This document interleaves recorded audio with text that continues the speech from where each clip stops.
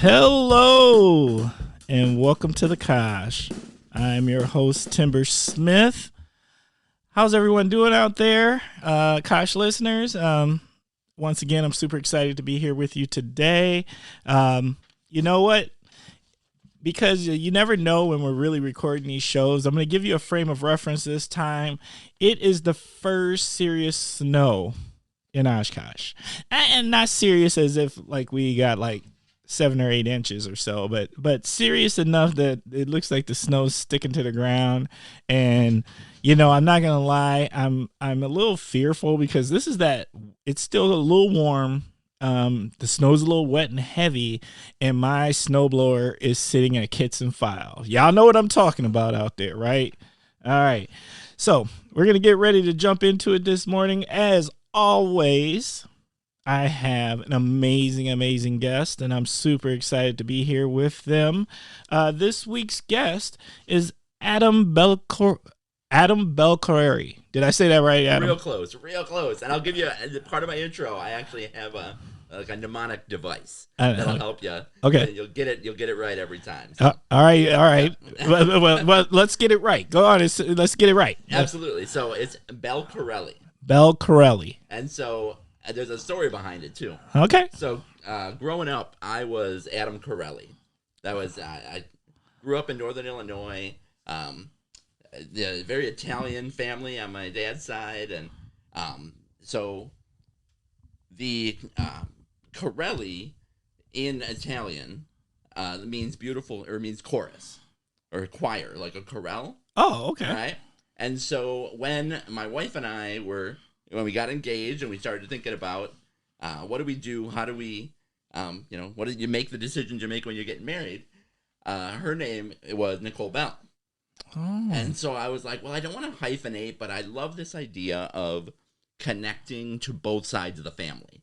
Oh, yeah. And so I grew up largely with my mom's side of the family. That's where all my cousins were. So my grandmother was born on Main Street in the town I grew up in Illinois, back in Wakanda. And so my grandmother was Swanson family. And so a bunch of my cousins were the Swanson cousins, and I was like, I love these people. They're great people.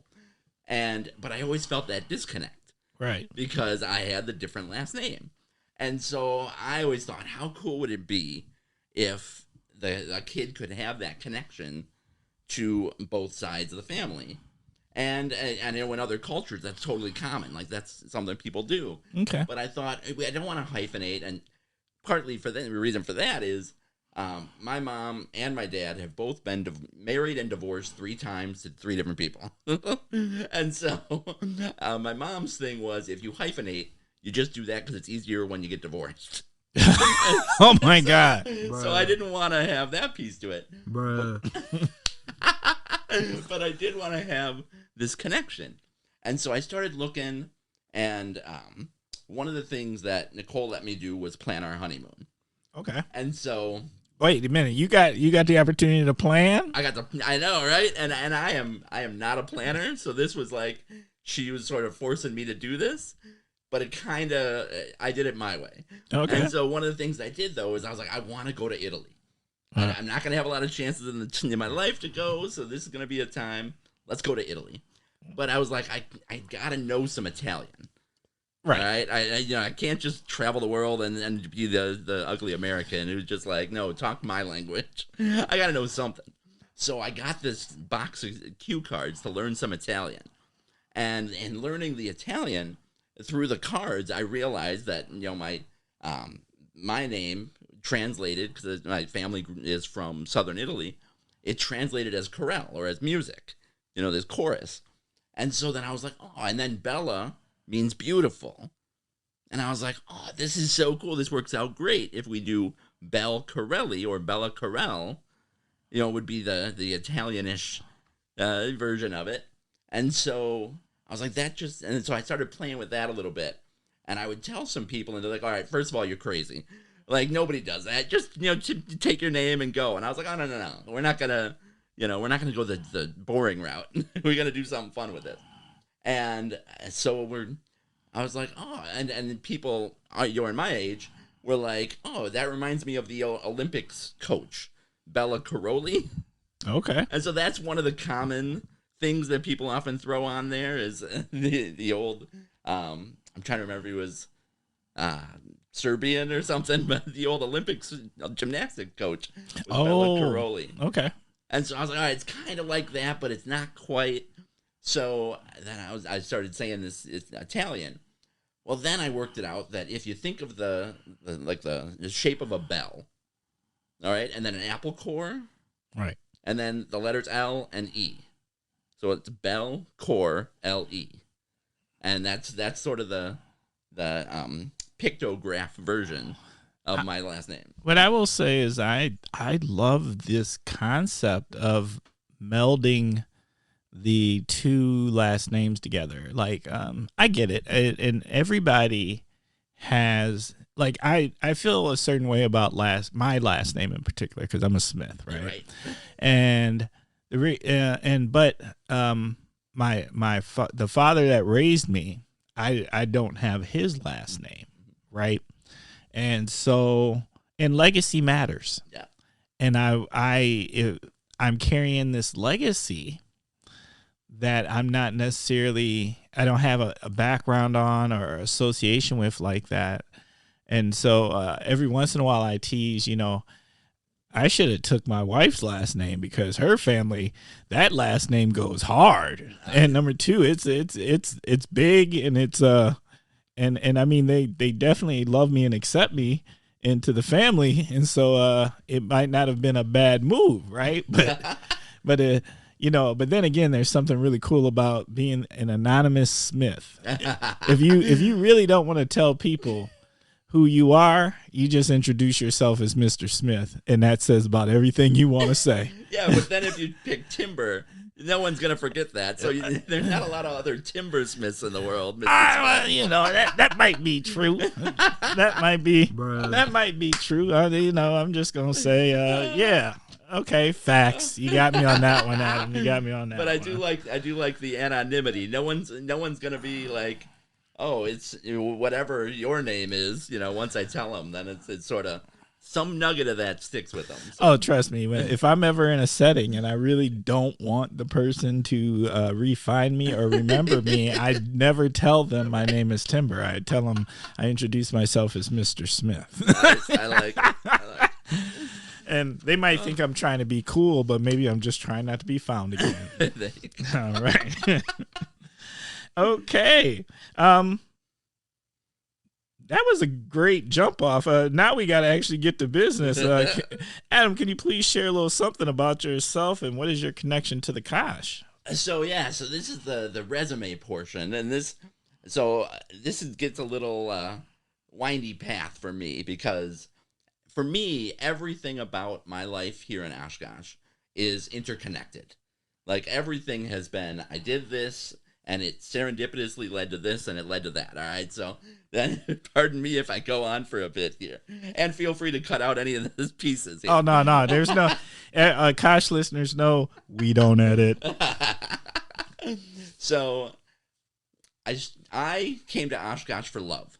So my wife and I met in college, and we started dating. I was going to Illinois State. She was going to Platteville, and we met at a conference actually in Los Angeles. So it was a Residence Life leadership conference out at USC.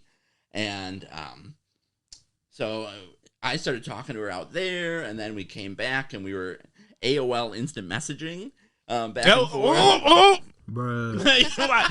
You threw in a. Don't date yourself. Oh my God, I'm all right with it. I've been old for a while now, so I don't mind. But so we were chatting back and forth, and eventually I was like, you know what? It's a Thursday. I'm coming up. We're going on a date. And she was like, what? What are you talking about? And she's like, it's like a 4-hour drive from Illinois State to Platteville. And I was like, it's fine. I'll get out of class early Thursday afternoon. I'll drive up. I'll take you to dinner. We'll hang out a bit, and then I'll drive back home. And she was like, all right, you're nuts. I said, yeah, but this is fun. This is what I do.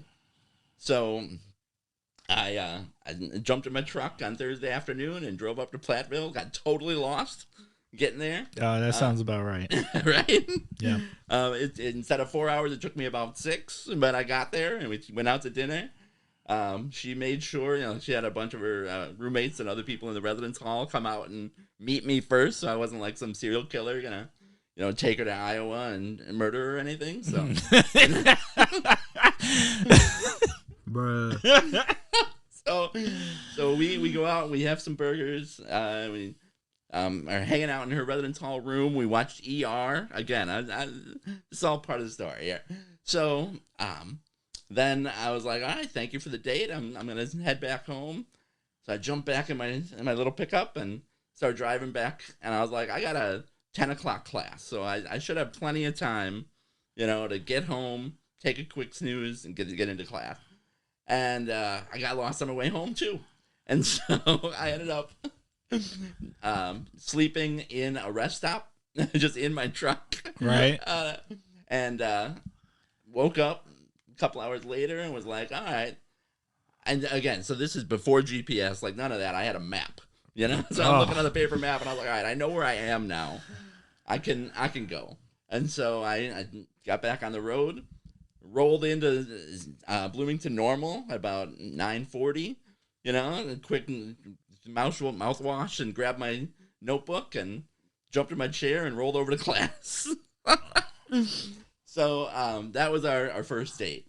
And then, so we would meet at different conferences and leadership events and things once in a while, but mostly it was over Instant Messenger that we would chat.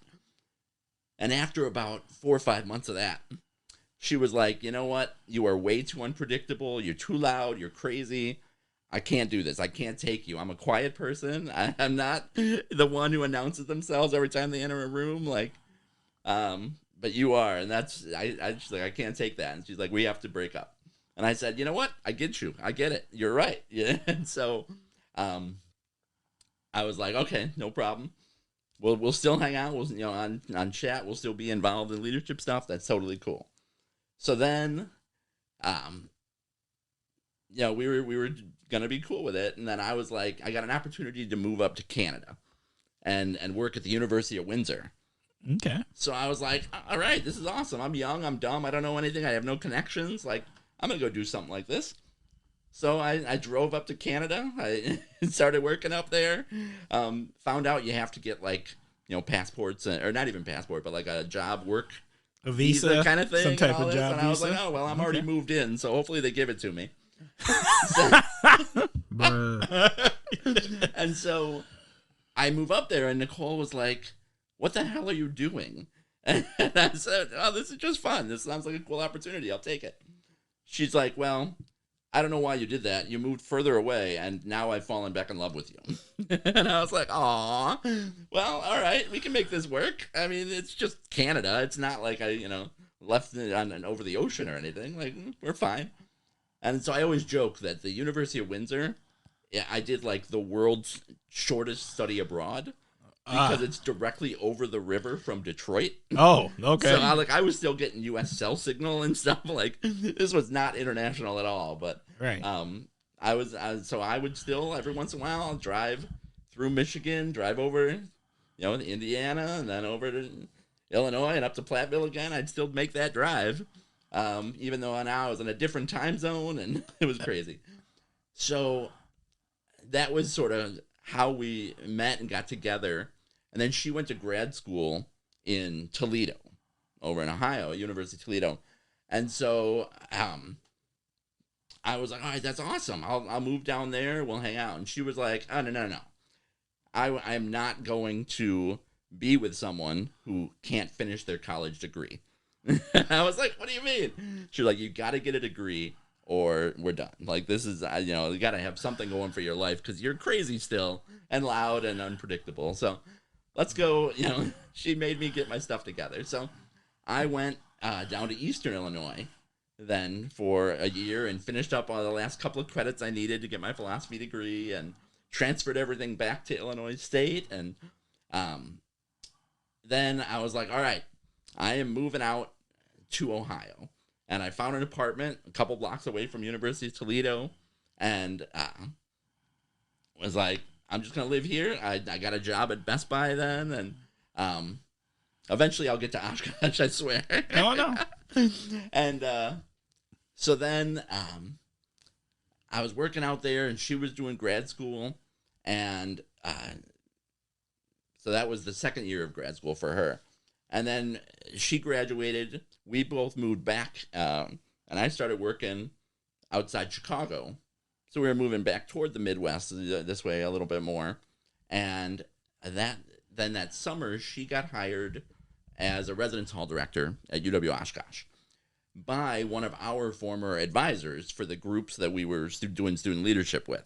Okay. And so Jackie hired her, brought her up, and said, all right, you get an apartment, a meal plan, everything. You're living on campus, and you get to be in charge of the grad students then. So that was her first job out of grad school. And but the rule was, if you weren't married, you couldn't live together. Okay. There. So I had said, all right, I get it. Like, that's how this works. So the summer before she came here, we took the train out to D.C., and I proposed at the Lincoln Memorial. Nice. And she was like, I'm not sure I want to do this, but yes. Like, you're still crazy. I'm not sold on this. It's been a couple of years, but I'm not sold. So she's warmed to it now over the last 15 or so years. And so she was here in Oshkosh working at UWO. I was working outside the city, and I was working for an online university, and I was like, all right, I don't like the ethics and the way they're running this online university. So one day I was like, you know what? I'm done. I went to lunch and never came back. Told my manager, good luck with everything you're doing. I just can't be a part of this anymore. And so then I was like, all right, we're going to get married. We got married in December. Then I moved up here December of 2005 and started looking for something to do. So then I met with the folks over at Career Services, right, when they were back when they were in Dempsey, and in the big old building there, and the big old office rather. I'm gonna forget the guy's name right now. There was a fantastic, crazy old guy that ran Career Services there that I would meet with, and he was awesome. And my brain is just not letting me come up with it now. I don't know if he retired before you started working there. Someone is listening is going to shout his name out. Like, they're saying, oh, you should know it. Can't come up with it. That's true. Because everybody knew this guy. He was awesome. So eventually I ended up getting a chance to interview with Roberta McGuire when she was running the honors program at UW Oshkosh. And one of the things that she was looking for was someone to do academic advising, but then for the honors students, but then also run the student association. Okay. And because one of the biggest challenges that honors students, not just at Oshkosh, but anywhere, that they have is they got the academics down, right, but they often pigeonhole themselves really early. As, I'm an accountant, or I'm doing this thing, and it's vocational. Right. UW Oshkosh is not a vocational school. It's, it's broad spectrum. Yeah. You got to figure out who you are as a human first. And she wanted someone who could come in and work with students from every major, and no matter what their, spot in life, what they were bringing in, that they could fully explore who they were. And I was like, this works out really nice, because that's exactly what I love to do. And that's a really nice way of saying I have no idea what I want to do when I grow up. But I've been there. Yeah. I've been there. Yeah. So I took some of my chaos and my willingness to explore everything and channeled that into this position. So Roberta took that crazy chance, and she was like, well, I still think you're nuts, but I'll hire you. And so I started doing academic advising in the basement of Polk Library. I feel like there's a reoccurring theme about crazy. A little bit. Yeah. Bruh. Absolutely. All my best friends have found that same thing. So then I started working in the basement of Polk Library and doing academic advising and meeting students and developing that program, and then developing the student association and helping some of those students get out of their own preconceived ideas of what life can be and sort of what they can expect from their college experience, but also then from life, that kind of thing. And I loved watching people, figure out what it is that they care about, what it is that they want to do and be and see and become. And that, to me, was always the most fun part, because a lot of those times, again, those students, they knew the academics. And I was rarely worried about somebody not making the grade, right, or that kind of thing. Like, they were the students that one way or another were going to figure that part out. Like, they already had that track record. Right. But they didn't know the answer to the question that didn't have an answer. They didn't know if the answer wasn't 2 + 2 is 4, and you'd ask them something, and they'd be like, well, you got to tell me there's an answer. Otherwise, I don't know what you're talking about. And so to get them to do some of that critical thinking, starting to getting them to do that dreaming of what it might be, that comes next, or that comes now, any of that kind of stuff. They often wouldn't think about that. And so those were some of my most fun conversations to have with students, is to say, okay, tell me the classes you're taking next semester. I'll look them over. I'll make sure they fit your plan. Now tell me why you're doing any of this. Tell me what's motivating you to, take this class or take this one I don't see the connection. Right. Tell me why you're doing it. And then they would show me in that explanation that class that was outside their plan was really where their passion was. So then next semester, I'd be like, all right, did you love that as much as you thought you would? Now, how do you build on that? How do you take yourself off the beaten path? How do you take yourself out of whatever that preconceived idea of what you should do is? And so those were the conversations I would have. And then I started meeting people, again, being in the lower level of Polk there. I have an office next to Grace Lim, and some other folks in the university world who are looking at what can the world become? What can Oshkosh become? What are the things we can start to think about and make happen that aren't happening right now?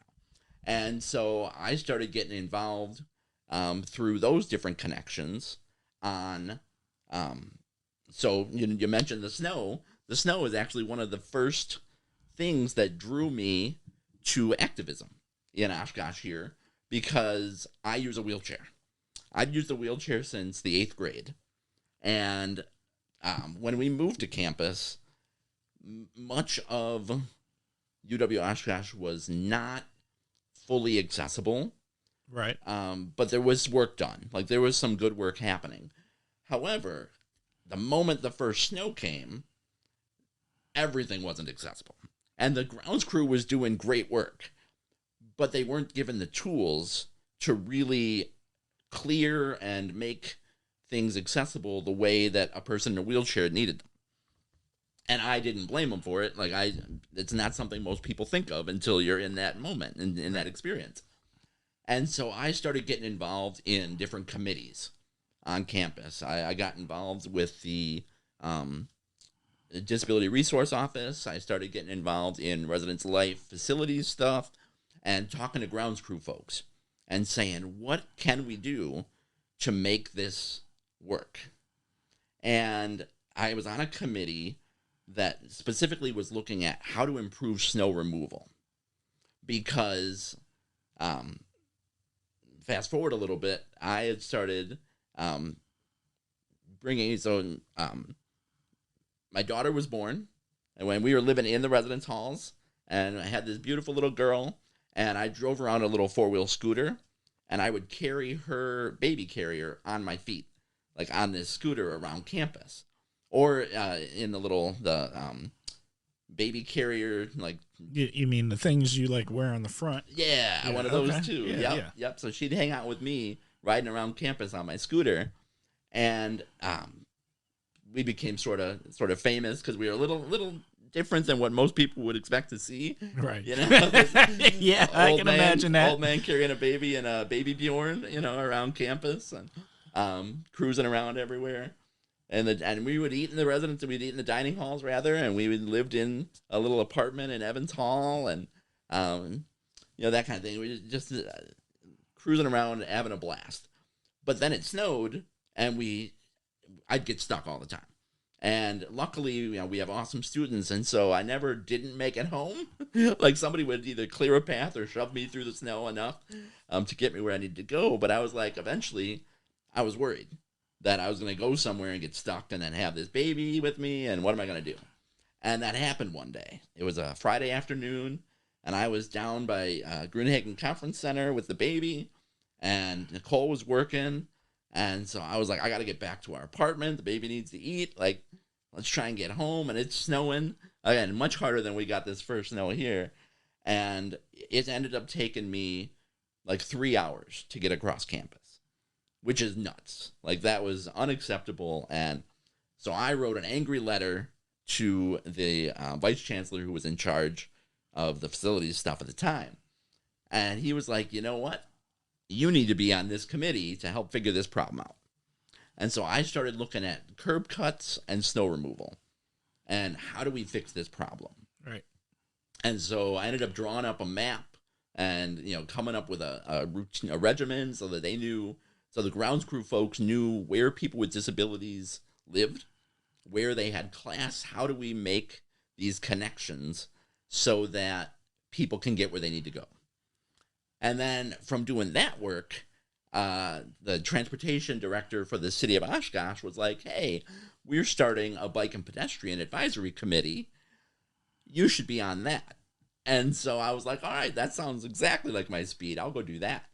And so I was on the campus working on snow removal stuff, started volunteering on a city committee, and being involved with bike plans, bike routes, bike trails, and sidewalks and curb cuts throughout the city. All right. Then being involved in that, I ended up getting connected to the Winnebago County Health Department. And at the Winnebago County Health Department, they were doing this program called Rethink. And in Rethink, there's different committees or different branches of it. And I was recruited to be on the social connectedness team, and I got to work with another Kosh guest, Stephanie Gildevand, and I worked together. Shout out to Steph. Yeah, and we were doing awesome work in getting neighbors outside to meet one another. Yes. And feel connected. Right. And sidewalks are a great place for that to happen. And so the more accessible our community can be, the more people can feel connected to the Kosh. And that was just sort of where we launched that. So then I was like, all right, if I ever want to move up in this system, I need my master's degree. And so I was like, all right, what do I get my master's in? Like, my undergrad's in philosophy. Do I just get any master's degree? And I was like, I don't want to be a thinker. Like, that sounds like people laugh at you if you come up and say I'm a thinker. Like, you're like, all right, great. So I was like, I got to get some degree. I got to specialize this a little bit more of how do we make this, how do we activate this thinking? And so I was looking around and I was like, we have at UW Oshkosh a Master's of Public Administration. And so I was like, oh, this is awesome. I love all of the public sector work and nonprofits and all that kind of thing. Like, that's my jam. That's where I feel the most good doing that kind of work. And so I ended up entering the MPA program and fell in love with it. Like, it was just so much fun. The Saturdays or classes were Saturdays 8 to 4, partly in class. And again, this is back, what would it have been, 2012? at this point. So the first time I'd applied to the master's program, I found out about a month after I applied that we were expecting our daughter. And so I was like, all right, I can't go to school right now. I would be a terrible student as a dad. Right. And I get that. Yeah. That's some of the toughest stuff you can ever do is like trying to go to school and trying to be a quality parent. That is not easy to balance. Absolutely. And so again, having been in a wheelchair, I have a nerve disorder. Little side tangent here. So my nerve disorder is called Charcot-Marie-Tooth. And what it does is it messes with the signals that my brain sends to my legs, particularly to do stuff, particularly to get stronger. So throughout my life, enough of those signals have gotten lost that my leg muscles have started to not get stronger, and thankfully stopped deteriorating. Like they deteriorated to a point, and then it sort of stopped. But I was always worried that the struggles that I had, the falling down and the twitches and that kind of thing, the problems I had growing up and not being able to, run around and do that kind of stuff after 8th grade, that I would pass that on to a kid. And so I was really not sure that I wanted to have kids. So then I started thinking, okay, do we adopt? How do we do this? And my wife was like, not being able to walk, not the worst thing in the world. It did end up being the worst thing in the world for you. Like, let's not worry about that. Let's, the kid's going to be who the kid's going to be. And, there's all these, things you worry about as a parent. And yep, that's a fact. Yeah. So she was like, no, we'll deal with it. So we had our kid, and I said, as soon as I found out I was going to be a dad, I was over the moon. Like, that was something I again, at the time, didn't think I was going to get to do. And then it took a while, happening even. And so we were like, oh, is this really going to be a thing? And I said, I don't care what else I do with my life. I am going to be a good husband, and I'm going to be a good dad to these kids. That's going to be the thing. So I said, all right, I'm not going to do grad school yet. I'm going to concentrate on this. And so then having the kids ended up being another thing that tied me into the Kosh and the things that we do here. So, yeah, so being involved in those different things sort of sent me off on this path to involvement. And then through the work I did with a nonprofit while I was in grad school, doing employment services. And then that led to some of the leadership development stuff that I got the next job. And then that led to the doing business development work and getting to the job I have now, which is transportation planning. And that was a real windy path to do that. But that's a lot of the things I'm involved in that led me then to be connected to Heroes of Oshkosh, led me to be connected to the PTO at my kid's school, led me to be connected to, what else do I do? All kinds of fun stuff. Again, bike and ped stuff and the long-term finance committee for the city, all those different things that I'm involved in. And then led me to start my own nonprofit, 14 and 3, a leadership development nonprofit. So those are some of my connections, and that's going to be the longest intro in the history of the Kosh podcast here. Adam, you broke the record. You broke the record. But you know what? We needed to know. And I think the Kosh listeners needed to know. And I'm not going to lie. It was fascinating. Like I was on the ride. And you know what? I thought I knew you. I didn't know you. Now I know you. Awesome. That's good. All right. Now we're going to actually jump in. We're going to go to our first segment. All right. First segment of the Kosh is what in the world is going on with. That is your opportunity. You start off with the phrase, what in the world is going on with, and you share something that's on your mind that's happening. So, yeah. What in the world is going on with time?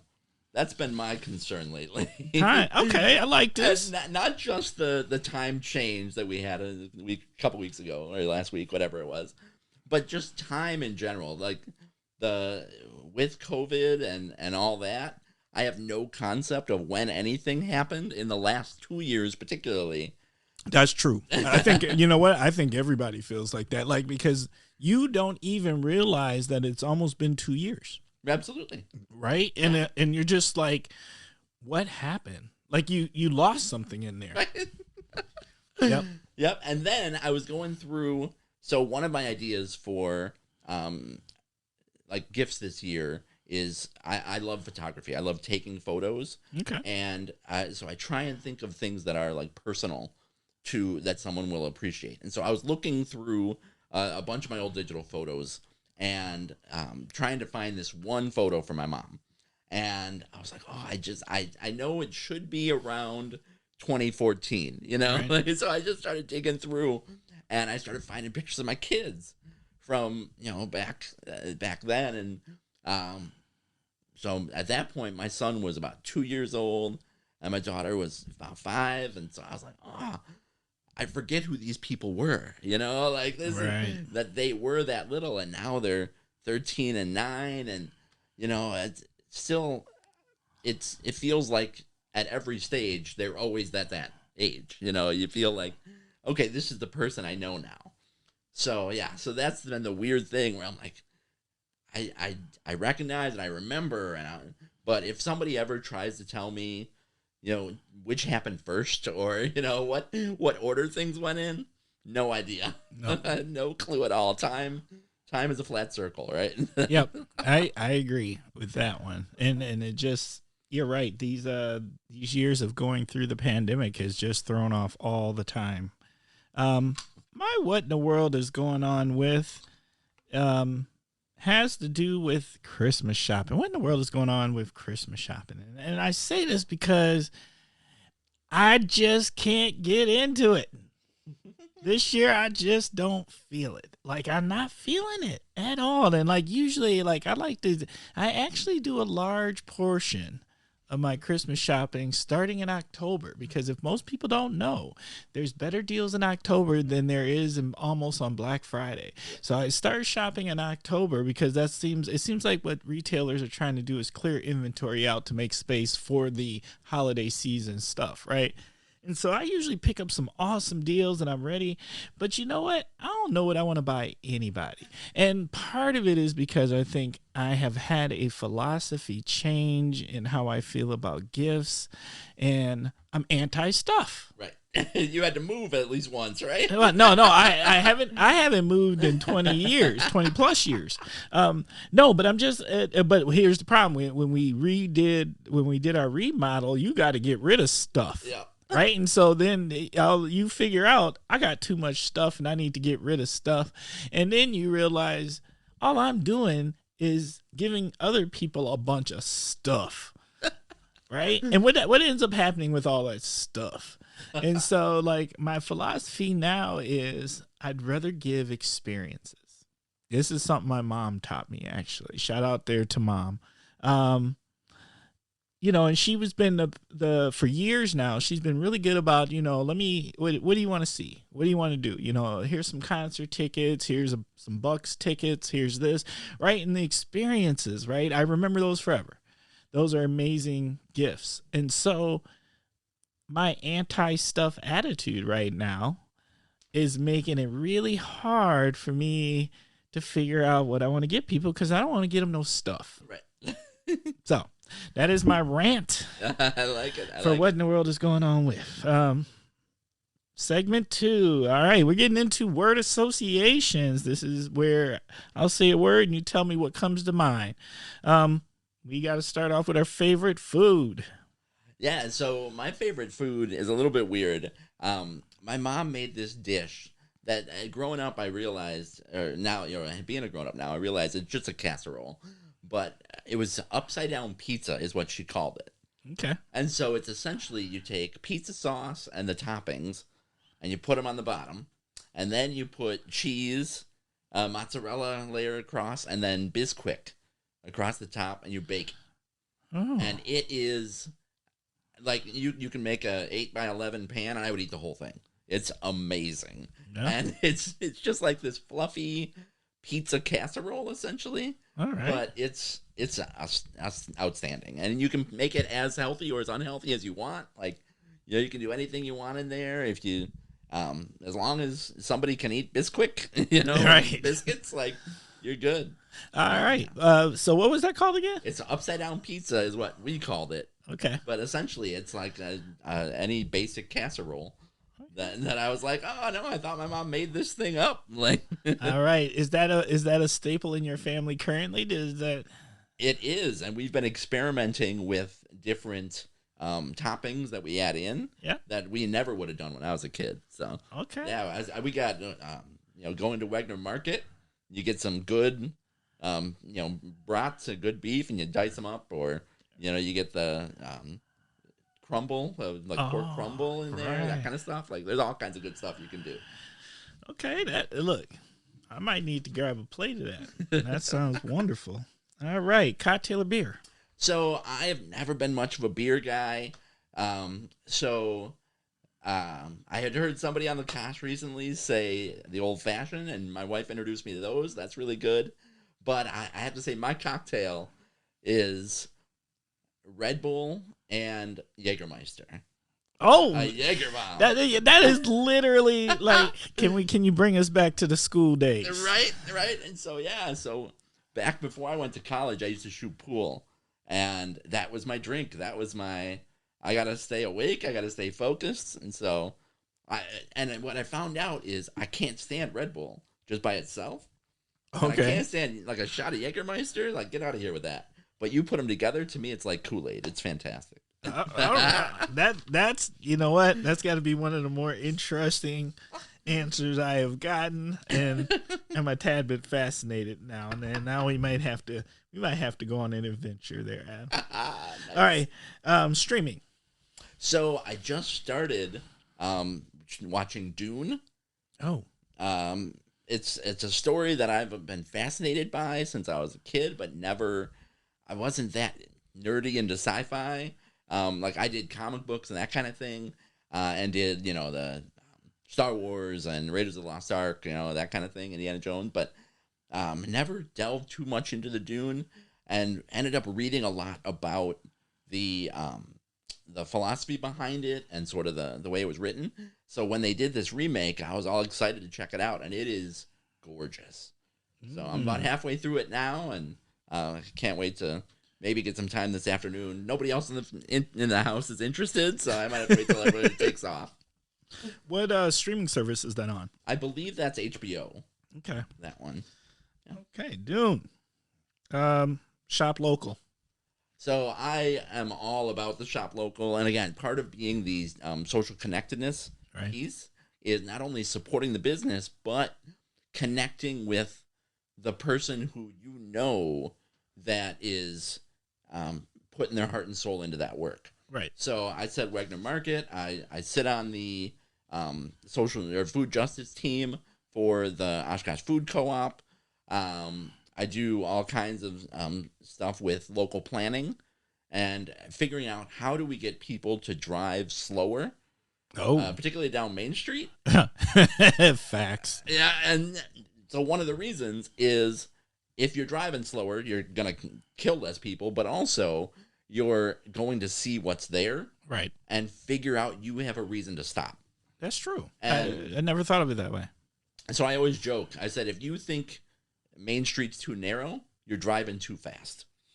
You got to park. You got to walk down it. You got to see what's there so and can explore that and see some of the awesome restaurants they got going in down there. Stop at the comic book store. So that's probably, if you ask me, where do you put most of your own money? On Main Street, it's House of Heroes. That's yes, I used to go there. I haven't gone there in a long time, but I still got my comic book collection from what I believe they call the golden age of comics. I'm scared to get back. I can't go in there because I know once I go, I'm hooked. So this has been one of my pandemic splurges. I used to collect the old Wolverine. comic book and was like, you know what? I got about 40 of them, but they're not in any particular order. And I said to myself, how cool would it be to own the first 75 Wolverines from the 80s and 90s? And I was like, and most of those are $1, $2, $3, you know. You can get most of them in the, you know, not the high shelves. You know, they're just in the box somewhere. So I talked to Scott, and I was like, all right, here's what I'm going to do. Every week, every 2 weeks, I'm going to stop in. I'm going to grab 3 or 4 more of them. I said, you know, if you got some, like, people come in and offer them, if you could hold them, and then I'll look at them or whatever. And he's like, just keep looking in the box. That's where I'll put them because you should be good. So that's now about a year and a half ago I started doing that. I now have 80 of the first 100 Wolverines. Nice. But I don't have the first 2 because they're like $5,000. Right. Okay, yeah. Those are way out of whack now. And so my wife was like, until something changes dramatically in our financial situation, you're going to have to find like a ripped up, water dunked copy of Wolverine #1 if you want one. All right, I hear you. Yes. I've been loving it. It's been awesome. I got that. The only one that I got that I'm holding on to is a Spawn. Yeah. I think I've got the first 34 copies of Spawn. Really? Yeah. And I put them right away in plastic with cardboard backs, and so they're sitting there. And I've always said back in the day I was saving them for my children, but now I have come to realize they have no interest, and so I don't know why I'm saving them for them. Right. So I've had a rude awakening about that whole thing. So that's one area where I've actually gotten really lucky is that my daughter now has started on the Miss Marvel and Captain Marvel stuff, and we've been watching the MCU as a family, those Marvel movies. I love those movies. Yeah, and so my daughter right now wants to be Hawkeye. Okay, that was her Halloween costume and everything. So got it. I'm super excited about that. That's been awesome. All right, abilities. So for me, abilities is always an interesting topic because, again, having a nerve disorder, having being in the wheelchair and having that really obvious limitation or differentiation, for me, has been the access to intersectionality and this idea of people who are the way they are in a way they can't change, but it influences the way people interact with them. So that was well stated. Thank you. I've done quite a bit of speaking on that because I love being the bridge person. I love being that person that says, okay, you don't understand LGBTQ. You don't understand race, and the differentiation there. Let me introduce you to it. Let me help you become more at ease with these ideas. Because everyone has some concept of their own physical limitations. And if I say, okay, now imagine yourself blind, people, it's so outside their realm of what the world would be. But if I say, imagine you couldn't walk, then they're like, okay, I can get that. I have some sense of, what it would mean. And so that's an easier transition to make in their mind of how would I interact with the world if I couldn't walk. Right. And it's something that I go into actually in my TEDx Oshkosh talk about the way people react to that when they see someone with a disability and the subconscious click that happens that they think about their own limitations, their own mortality, and maybe not even on a conscious level, they start to think about abilities. And so for me, again, being able to look at the world and say, that store that has a step to get in isn't even thinking about what customers they're excluding.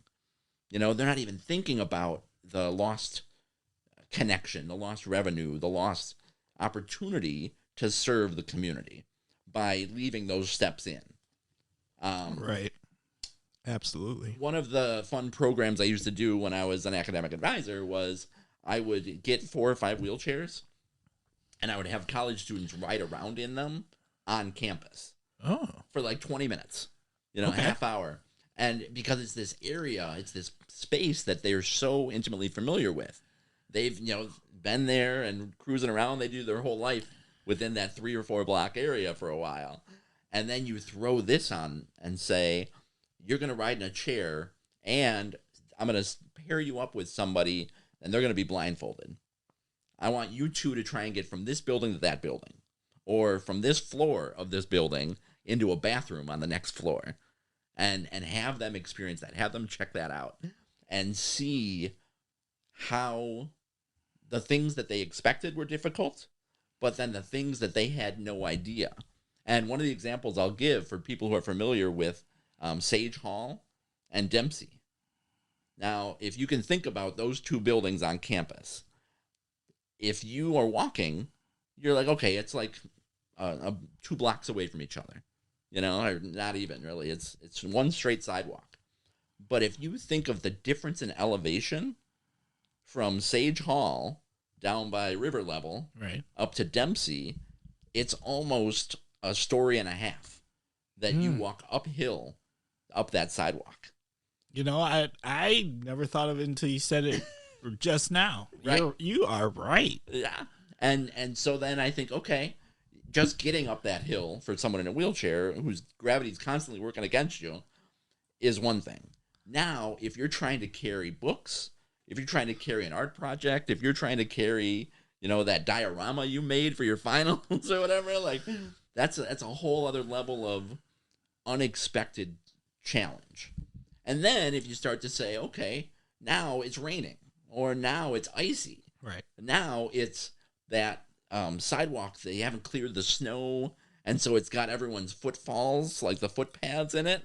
So now for me in the chair, it's like going over 35 speed bumps, all the way up that or down it. Right. And so there's all these other challenges that come in with thinking about the world when you take this one piece away.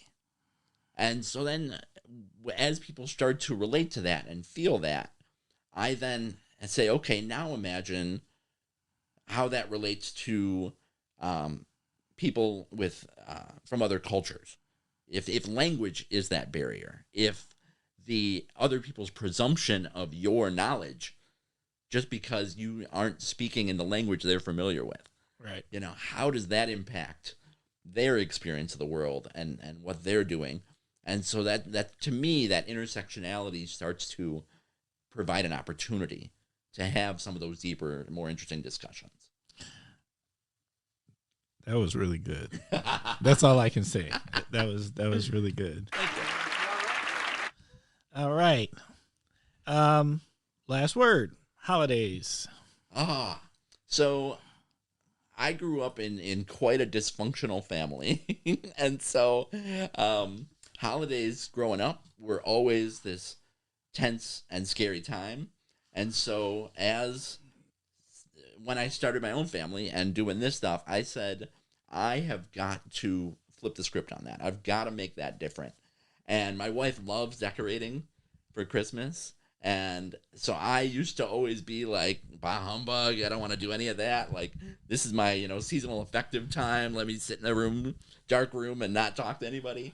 But the more that I'm connected to people then, and the more that, I'm out in the community and having people see how they change and how they start to look for things to be involved in and things to celebrate, I've started to really appreciate and want to decorate and want to be involved and doing that, the parades and the photos out on Main Street and when they do the new murals and all that kind of stuff. So I love the holidays now, and my kids have absolutely opened up a whole new sense of appreciation for them.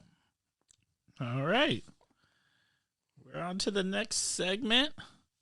Kosh Hidden Gems. What's your hidden gem? Ooh, so I don't know how hidden. When I think of like restaurants, think of Zeroni's, and I've been missing it. I know you and I used to share a hidden gem, which was when we go into Cranky Pat's. Oh, that just hurts my soul to Right? even talk about it. Shout out to all of my Cranky Pats family. Big shout out. So this is one of the funny other connections now through my kids. So Jason, who ran Cranky Pat's, his son and my son are about the same age. Okay. And so he and I are now together coaching Lego League. Oh. And it's been awesome. This is the second year we've done it. And so I'm still connected in, and I've been trying to hit him up for some of the old pizza recipes and the family secrets there to make my own Cranky Pats. Cause that's something I miss too. You started talking about it when I was listening to some of these episodes and was like, oh, he's right. I'm missing it. I'm dying. All right, wait. Now the hidden gem might be this Lego League. I need to know about this Lego League, as you are talking to someone who loved Legos. My mama and them didn't love Legos because they stepped on them, but nonetheless, I love Legos. So what is this Lego League? Yeah, I can do that. The Lego League is the level that we're at is for the like second, third, fourth graders, where it's a sub group of the first robotics group, which is for like middle school, high school students who actually build robots, and they're given a mission to build something, a robot that serves a purpose. And so the theme this year is cargo and transportation chains. Like, supply chains, how do we get things where they need to go? Okay. So again, we're working with these 7, 8, 9-year-olds on our version of it. And so it's all about building the things that move cargo around. So whether it's ships or planes or trucks or, individual, little go-karts, however you get stuff from where it's made to where it's stored to where it goes. And so we're talking to the kids about the supply chain and how the stuff they need and, love getting for, when they go to Main Street or when they go shopping or they go to the grocery store, they're talking about how that gets there.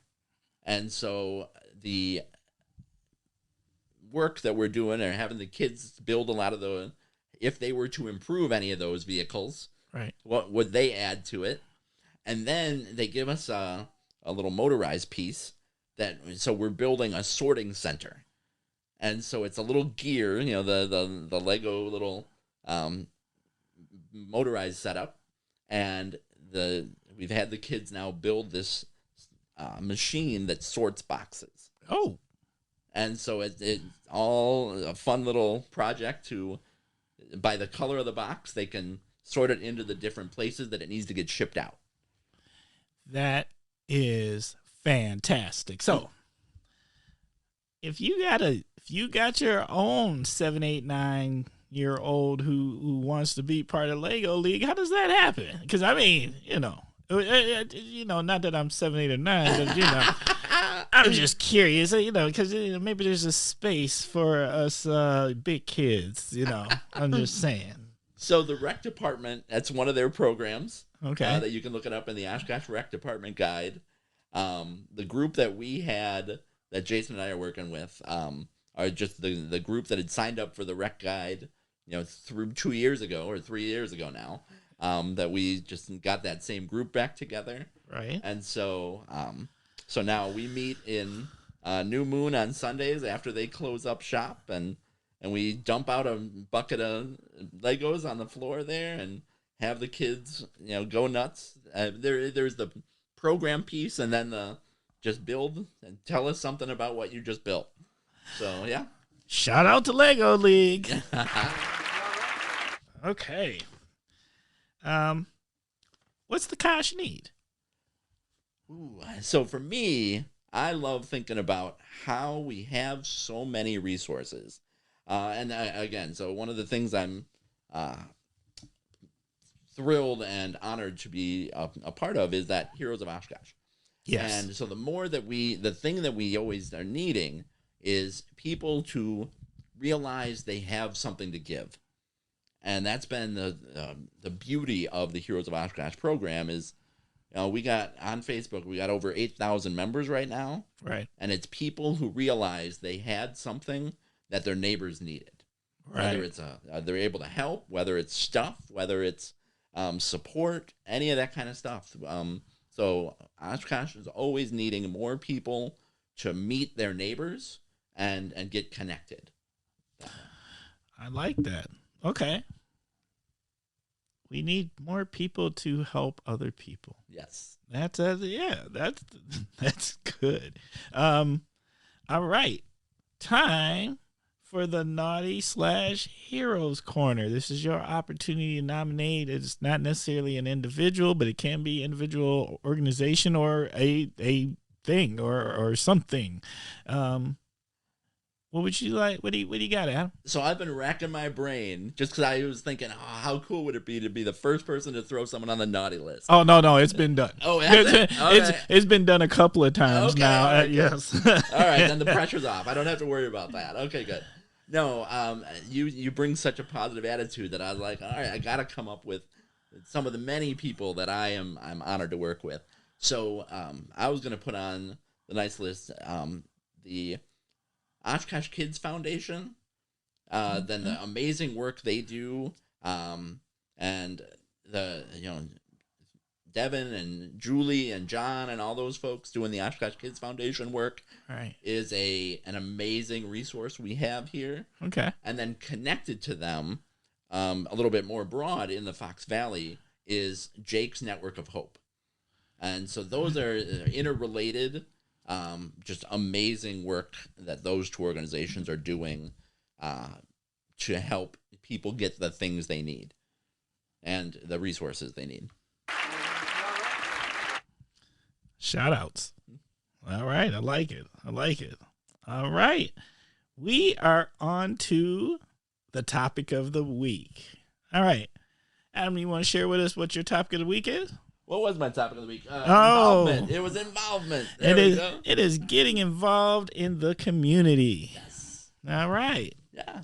So one of the things that we are blessed with here in Oshkosh is opportunities that meet people where they're at. So whatever level or particularly, again, during COVID, it's funny enough gotten easier to be involved, but you got to know how to find the thing. That's true. You gotta know how to connect with someone who does whatever that thing is that you're interested in. And so my evenings, some nights, and some weeks, every night of the week is a Zoom meeting somewhere, or with some group of great folks. Oh yeah. And so whether it starts out through the Heroes of Oshkosh, if you're on Facebook and you're a part of the page and seeing the needs that are out there, whether it's your kids' school PTO. I was just part of the neighborhood association that started in my neighborhood. So we were where I'm living. They all around us. We were surrounded by the Greater Oshkosh Healthy Neighborhoods. Okay. As the GO HNI is the old acronym for them. All these officially recognized neighborhood associations. And so some neighbors of mine said, you know what, we're surrounded. Why don't we, instead of getting incorporated around the edges, why don't we all get together and start a neighborhood association? And so I said, I will be a part of it as long as you don't need me to lead it. I know that feeling. Oh my God, bro. So they were like, yes, we got some people, we got some great folks that'll lead it. Let's start putting stuff together. And so I said, all right, tell me when the meetings are, and I'll show up. So I found time that I carved out of my other stuff and went to that first setup meeting, and then we just got approved 2 weeks ago by the city council. And so the Bent Woods Neighborhood Association is now an official thing. But I know also then get involved. The City of Oshkosh website has actually this part of their website is sort of the envy of other towns and counties and everybody, because if you go on the city, just do a Google search for the City of Oshkosh, the first thing that you click on is government, and there's a drop down menu there that's boards and commissions, Right. And they're always looking for people to sit on these boards and commissions. Right. And it's usually once a month. There are topics from beautification to actual property assessments and that kind of thing. There's just everything in the world: parks, bikes, and bike and pedestrian work, long-term finance. It's some of it sounds really wonky, but some of it's super fun. The landmarks commission, that kind of stuff, the library board, Right. all these things are available, and they're always looking for good people who can show up and have an opinion. You don't have to have any specific education or skill or anything. You got to be a person who lives in Oshkosh and cares about Oshkosh. Yeah. So those are the things that sort of the quick ways to jump in and start being involved and connecting more deeply with the things that you and we have always benefited from Right. here in Oshkosh. And the more that we get more voices, particularly young or voices that have not felt like they could be heard, Yes. the more that we bring that in, the better off everybody is. That's true. All right. Now, let me ask you this. So it sounds like you are still heavily involved in an awful lot of different committees and organizations and such. This is a great opportunity to tell our audience, where do they need help? What are you working with personally that you could use a few more people to participate and volunteer or to get involved in? What do you got? So I'll start with the city. So whenever there are public works being done, whether it's the water supply station down by Menominee Park or figuring out the name of the new middle school that's going in, the more that people can respond, even though we all, I think, feel a little surveyed out, that Right. we get asked to, take a survey for everything. Right. When they're local focused, that has a real, very impactful response to it. Your response means a lot. Right. And it really does get put directly into action. So responding to those surveys and giving that input on a bike and ped plan or on the transit advisory board's plan for a downtown transit center, all that kind of stuff. The more that you can share your opinion and say, hey, this is how that impacts me, the more you can help those folks doing that work. Right. But then also taking the time, signing up, being involved in, like I said, a PTO or a YMCA club or whatever, the more that you can just be connected to that, right, you're passing on all of those benefits that you've received in your life. I love that, the quote, be the person you needed when you were younger. Ooh, I like that. Yeah, good one. Mm-hmm. Yeah, and so that's always been that sort of that driving force to say, who did you admire? Who do you admire? Who helped you become successful? Right. Those are the kind of people then you start to say, there is a me that's 10 years old right now. Right. How can I help that person? That's doing the Lego League. I was a kid who I would have loved that opportunity. Right. To have some adult come in and say, oh, yeah, tell me what you built. And give me that 5 minutes to say, oh, this laser beam and dragon tail boat is what's going to revolutionize the world. That kind of thing. Like, yeah, Will, let's do it. Let's do it. Yeah. So finding those opportunities of, what team needs a coach? What band needs someone to play the instrument you haven't picked up in 10 years? What are those things that you can be a part of? And there's every opportunity in Oshkosh here. Yeah. I can't stress that enough. I have conversations with people and people they say things like, I really admire the things that you're doing or the things, and I'm always like, you can too, and I think sometimes people think either they're too busy, but the time commitment isn't always the worst. Like if it's 1 hour a month, but that 1 hour a month can make a humongous difference. Or sometimes it is some work, but it's only for a period of time and then it's done. And then you get to see something to fruition, and you get to see this outcome, and you're just you feel good because it's bigger than you. And I'm a person that believes all people are inherently good. Absolutely. I think in their most authentic place, everyone truly wants an opportunity to be a decent individual, and want to do good by others. And part of that is helping others, right? Absolutely. And so, even if you're not one who thinks of yourself as I want to help others, I want to do good. Right. One of the things my mom used to always tell me is you make time for what you value. Yes. You make time for what's important. You do. And so even if somebody is 100% business minded, I just want to make money. Right. What they realize is the way to make more money is to find that younger you and sell them on your philosophy and then mentor them. Right. Because that's how you're going to end up building your impact. You're going to build your connections that way. Right. Is by having that little you that's, wants to do what you do. And so every goal, whether, it's, anything in the world, I could start coming up with crazy what ifs, but just anything you want to do, there's someone that would value from your input on that because they want that same thing. And so it's a force multiplier then. All right. Any last words you would like to add on to the topic of the week? I would like to apologize. No, there's going on and on.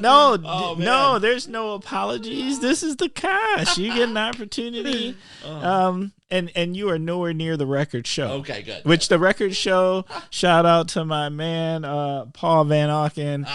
He holds the record show.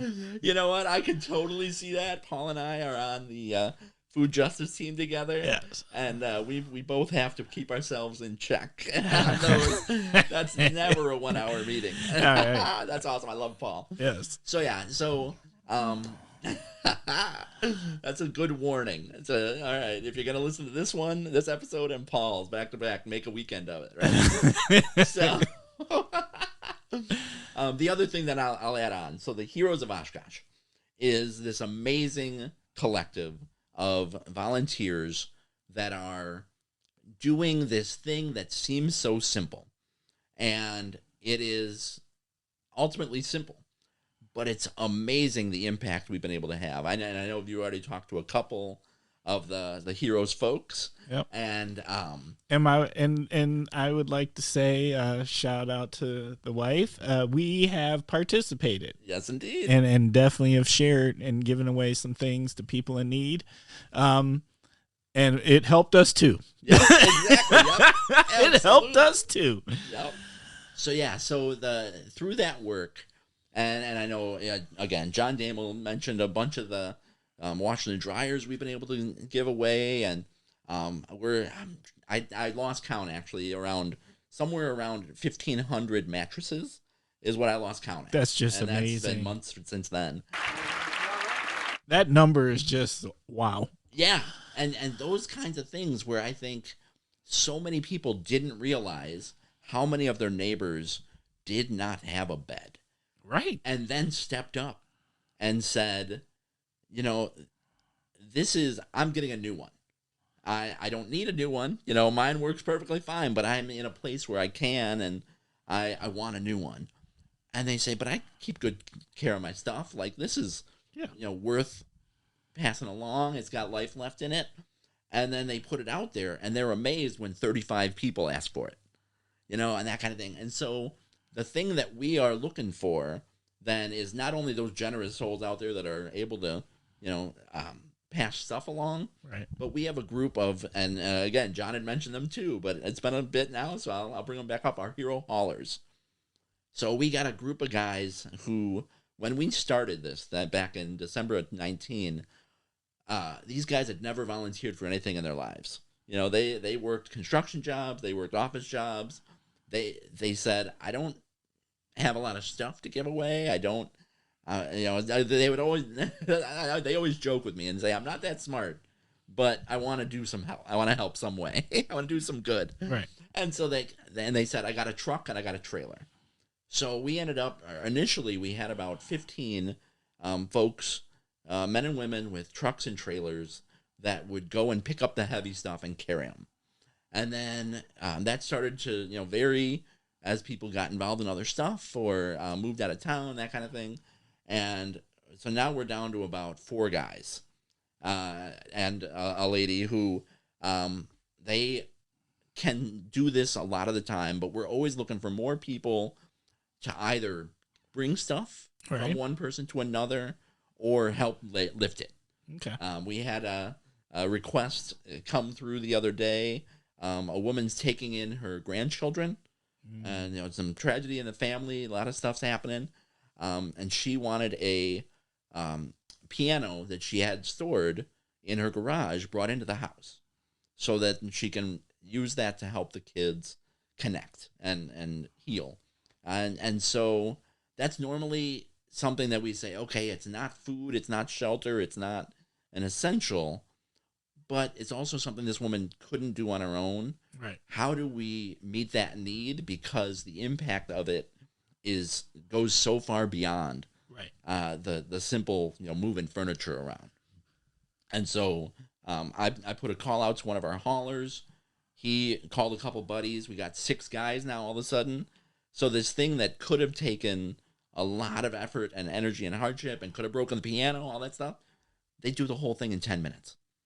They pick it up, they lift it, they can get it set for her, they get it all, put in place, and some other stuff moved around. And now she's feeling so much more ready to take in these kids.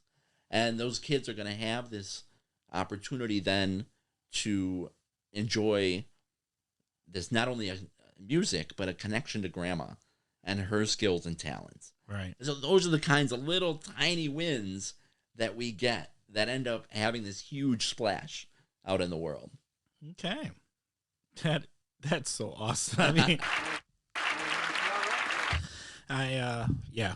that's just, it gives you shivers when you think about that kind of stuff. Okay.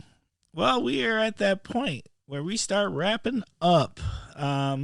Thank you, Kosh listeners, once again for tuning in. We appreciate you. We appreciate you. We appreciate you. Once again, as you've listened to the show, if you have anything you would like to share, comments, questions, ways to make the show better, maybe you want to get involved in Lego League, maybe you would like to come help haul things, please don't hesitate to email us at askthekosh@gmail.com. Once again, that is askthekosh@gmail.com. I usually have the opportunity to stay connected to the former guests in some type of capacity. Some are good friends and some have become good friends. So, if you reach out and you want to get involved or you want to share something, please don't hesitate to email us. All right. I think, for some of this stuff, we're going to make sure that some of this stuff that Adam's talked about, we're going to put it in the notes. We're going to make sure we put it in the podcast notes so you can get connected, because I think we really covered a lot of interesting and engaging things to help make an impact in the Kosh. And I mean, most of you that's listening, I think that's why you do listen.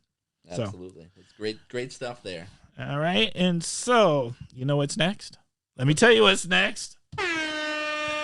It's my favorite part of the show. It is shout out time. Love the shout outs. All right, who you shouting out? Let's get it going. Well, so funny enough, I was listening to you being super excited about Ludacris coming to town. Oh my God, yes. So the Oshkosh Arena is getting a shout out. I started listening. I was playing through some of the Ludacris songs this morning just to get ready, getting the timber mindset. So Pimping Around the World should be your theme song, or like an outro. So find out a way to get some way to play some of that Pimping Around the World for the outro of the Koch. Oh, Yeah, well, I don't know if Luda's gonna. You know what? If I get to meet Luda when he comes to town, hey Luda, just so you know, if you're out there, love to have you on the show, and I would more importantly just like to have a beer with you. That's just because he did have an album called Chicken and Beer, and those two go together like ice cream and cake. So I would love to kick it with you, Luda, if you are out there. And yes, that concert. Oh my God, I am excited for Luda coming to town. All right, who else you got? So I've already named a bunch. I mean, the Jake's Mission of Hope is fantastic work. I got anything.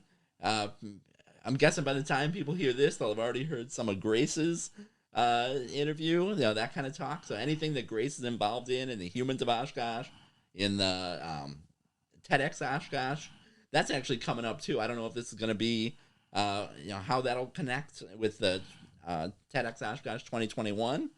It will be either released the same day that's going on, but look that up at the end of November here, or plan for it for 2022, because that's an amazing event that we are really fortunate to have, that I was honored to be a speaker at a couple years ago, and then MC.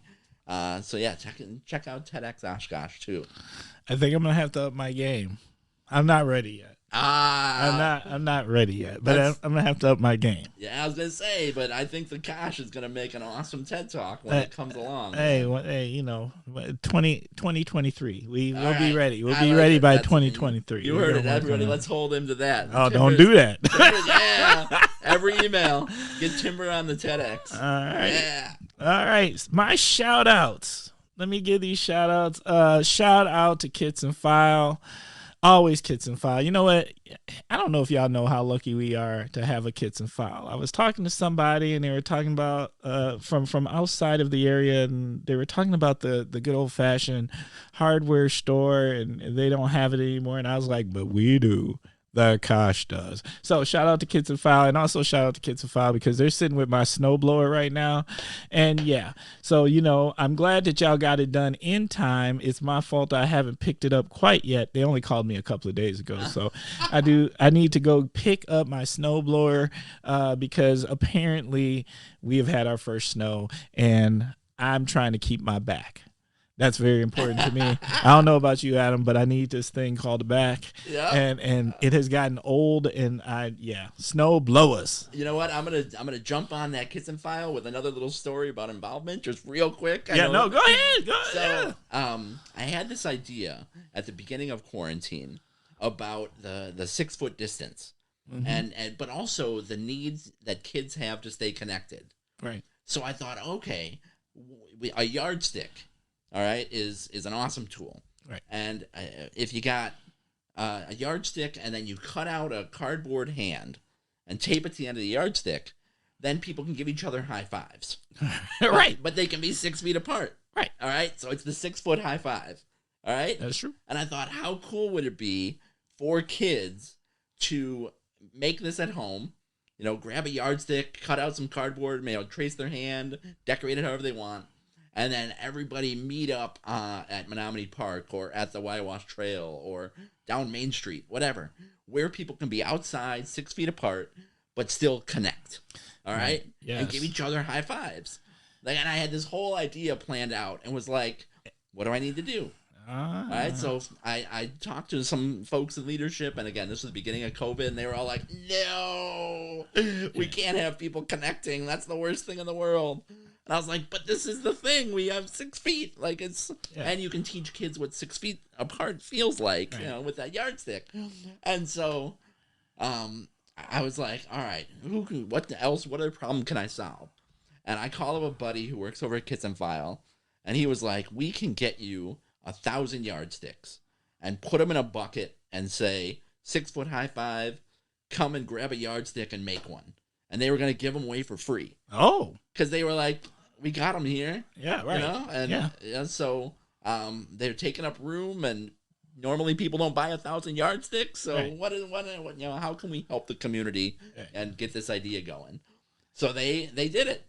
I made a little poster, a little flyer, and started promoting it. There's a Facebook group and everything, and they have a bunch of yardsticks there at Kitson File, and it's been a little while now, so I don't know if they still keep them handy, but Kitson File, you ask for a yardstick, and they may still have some of those available. You know, I'm not going to lie. When you said this, the first thing my mind went to is you cannot give kids a bunch of yardsticks because you know what that's going to turn out to be? That's going to be Return of the Jedi. That's going to be a bunch of kids out here having Star Wars lightsaber fights, and somebody's going to get hit with the hand lightsaber. So, I mean, I'm just saying. Maybe that's just me. That is a very real probability that I was willing to risk because of how badly I wanted people to get back together. Oh my God! Yes. All right, I feel that. And then my next shout out is to Leslie Pelkey. Leslie Pelkey has been recently retired this week from UPS, I believe. I'm probably going to get this wrong, but I do believe she has worked there 32 years. Wow. She put in lots of work. Let me tell you, another shout out that I want to do while recognizing that work is shout out to all these delivery drivers out here doing this delivery work. It is not easy. It is hard. Be kind. Leave them things. A soda goes a long way. A bag of chips goes even further. Take care of our drivers out there for sure. Yeah. And once again, I think I'm going to echo your shout out to the arena. Thank you, Arena, for bringing back Herd basketball, and thank you for bringing Luda, because I am so excited about this Ludacris concert. Yes. It's December 4th, right? December 4th. All right. Yes. I'm trying to make it special because it is around my wife's birthday. So this is part of the birthday present. We are going to go, I might go big. Yeah? Well, I no.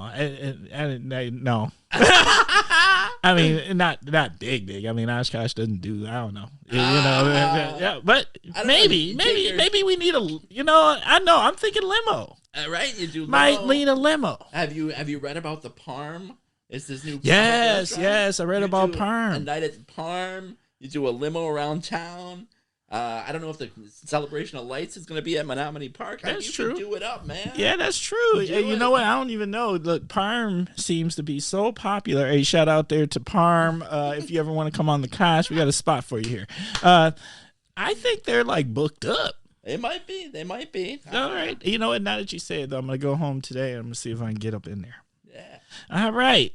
That's it for the shout outs. Now, parting words of wisdom. What do you got for us? Oh, man. So I believe in the inherent interconnectedness of all things. So be connected. That's what I'm going to tell people. Agreed. I believe in it too. This was an amazing episode. Thank you. Thank you so much. I appreciate it. Me too. The Kosh.